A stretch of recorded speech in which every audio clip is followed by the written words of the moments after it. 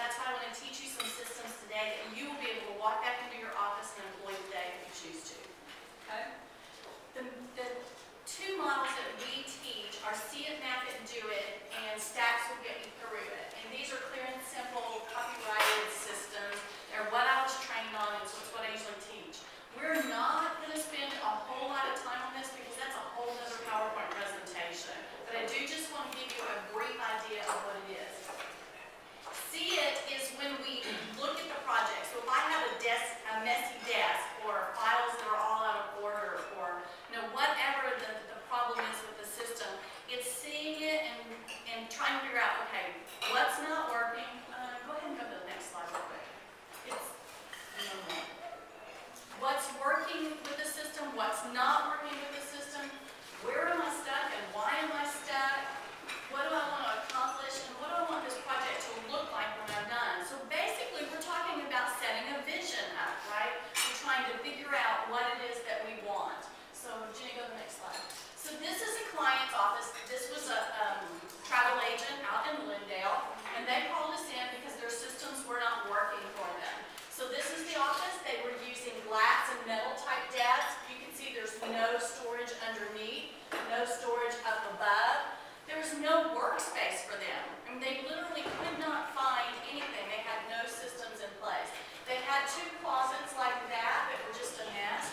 So when clients called in for travel brochures, it took them forever to find a travel brochure because there was nothing in place. So I sat with them for about 2 hours to understand what their vision was. Now they're thinking I'm just going to come in and set up organizing systems, like show us how to put our brochures in order so we can get our hands on things. But I go deeper than that. I want to know what is working, because I don't want to concentrate on what's working. I want to concentrate on what's not working. What does your office look like in your mind? When it's all said and done, what color is it? What is soothing to you? What are your favorite colors? What kind of desks do you want? And we address situations like you have no vertical storage, you have no horizontal storage, and that's going to be crucial to helping you get organized. So after spending a couple hours with them, I have a really good idea of what their vision is, and this is what it looked like. Their closet, we put in adjustable shelving. All of the brochures are stacked by the place where it is so they can go and find travel brochures very easily. When we leave, one of our goals is to leave at least 20% growth so that we have not maxed out all your space. You have room to grow into your space. Okay? This is the office, a little bit different scenario. So it's a pretty big office. We bought 2 sets of desk systems, used their vertical space, put in 2, 4, 5 sets of horizontal systems, filing systems. So they were able to function, they were able to have a desktop where they could actually work. So it's really important to see it, see what you want, see the end in mind, as Stephen Covey tells us. Begin with the end in mind, see what you want, and then work towards that. So that's the see it. Map it is when we do the actual steps. We write down what the steps are. MAP, the acronym for MAP, is make a plan. So what do we need to do? Well, we knew we needed to get everything out of there. We knew they wanted to paint the walls. We knew they wanted some wood flooring. And not all of our jobs are this extensive. Most of them are just organizing. We knew we needed to figure out a system for organizing brochures. We needed a filing system set up. So it's just writing all of these things down, prioritizing them, and deciding how we're going to get that work done. So that was our map. The do it part is just like Nike. Get in there and do it. So we set aside the time to actually get the tasks done. So see it, map it, do it, and stacks will get you through it. Is the next one stacks? Yes, stacks will get you through it. And stacks is an acronym for sort. That's the sorting process where we bring everything out and we sort like items together. It's tossing what we do not need. They had a lot of outdated travel brochures, for example, so we can get rid of all of those. So now we have, stacks this deep, tossed out what we didn't need. Now we have stacks this deep. So now we know the amount of space that we need. So then it's assign a home once you know how much space you need. Contain it. Do we need plastic containers? Do we need wood containers? Do we need new file boards? What is it that we need to contain? And how much do we need to contain within those spaces? And by the way, inside your brochure is the stacks model. So you have all of this information that I'm breezing through right now.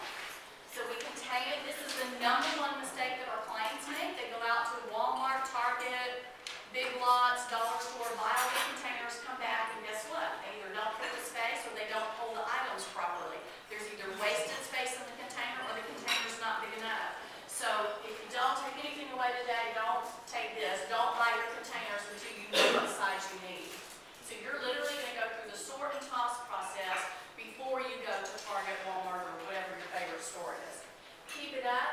talk about that more later on when we talk about our top 10 tips. But keep it up is that daily routine, 15 minutes a day. Simplify. When you have set up the system and it's not working for you, you cannot maintain it, the filing still stacks up, that's where you need to rethink, reevaluate your system, and simplify it further. So, filing systems are the #1 places that we simplify for clients where if they have, we worked with one client that had filing this lead and it just overwhelmed her to file.